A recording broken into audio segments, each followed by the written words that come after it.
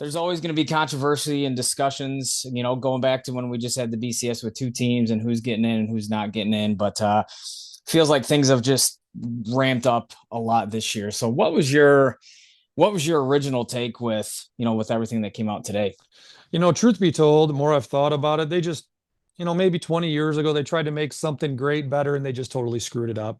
I think today to me is the culmination of that, and I've never been a big fan of the playoff at this level. I grew up Mm-hmm. and played at Division 2, coached in Division 2 and one AA and, see Division 3 playoffs, been a part of high school playoffs.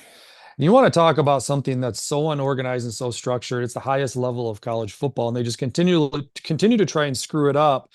And I had an old friend of mine who's still coaching college football, but he said, when you try to put lipstick on a pig, it just ends up still being a pig. And that's what they're trying to do constantly with this next level of college football after the regular season. The concern I have after listening to Hunter Yurachek and listening to everybody debate it is we have now, in my opinion, went down an avenue of what's the point of the regular season? And I think to me that sucks because what made the highest level of college football so great is really the regular season when you're talking about rivalries, games that matter in November, even when your record is 7-3. And now what you're seeing, especially with, in my opinion, the BYU situation, the Miami situation, the Alabama situation are clear indicators, that we've just went into a new level. It's politicking. It's conspiracy theories that obviously have legs. It is millionaires and billionaires working behind the scenes, not to get what's right or what's best, but what they want. And I think the other influence of TV and the money has really taken a toll on me as a fan. And again, that's all I am as a fan. And as the president of Aaron Consulting, we do have some, families that have opportunity actually to play in the game last night. Had some members that played in that game and coaches that have coached players that have made it to that level. So they still care about the game. The kids still play really hard. But what adults have done to really just destroy such a beautiful thing, it's evident in the college football playoff. And again, I reference like we were just talking earlier, if you think back to the early 90s, and me and you were old enough to remember when Notre Dame and Florida State played, it was a really big game, Yep. game in South Bend. Charlie Ward was the quarterback. He Yep. ended up going on to have a great NBA career. But the thing about it was, Coach, who ended up winning that game? Let's see. Notre Dame won the regular season game Notre Dame won in the South regular Bend. season. Who Yep. ended up playing for the national title that year? Nebraska's opponent happened to be Florida State.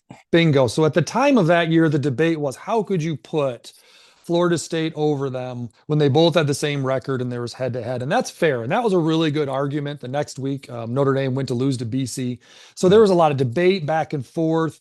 But what's really crazy about today's revelation and Hunter Yurachek kind of explaining how they put Miami in over Notre Dame, he referenced BYU. And that BYU's performance yesterday was what got them to realize Miami was the better team when you compare them against Florida State. And my head almost exploded. I was sitting there watching the reveal, like Reese Davis was getting visibly like frustrated and visibly like he was turning purple. Like he was so mad because Hunter Yurachek's answers made no sense.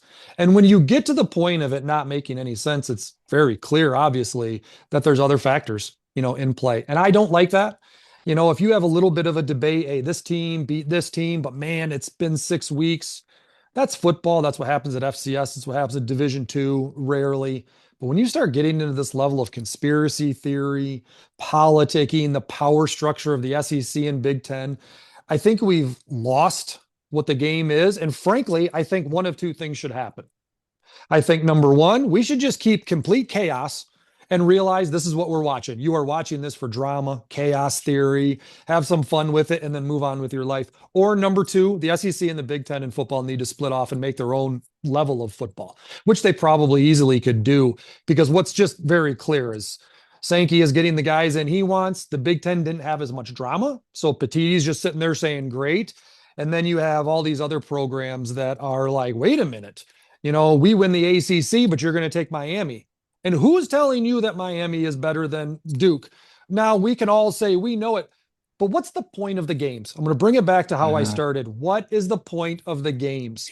I'm watching Miami get into the playoffs. You know why? Because ESPN tells us they're better. And I don't yeah. like that. I'm very discouraged. It's very frustrating. And I think at this point, we have one of two options: accept chaos, move forward with it, or they drastically need to split and move forward.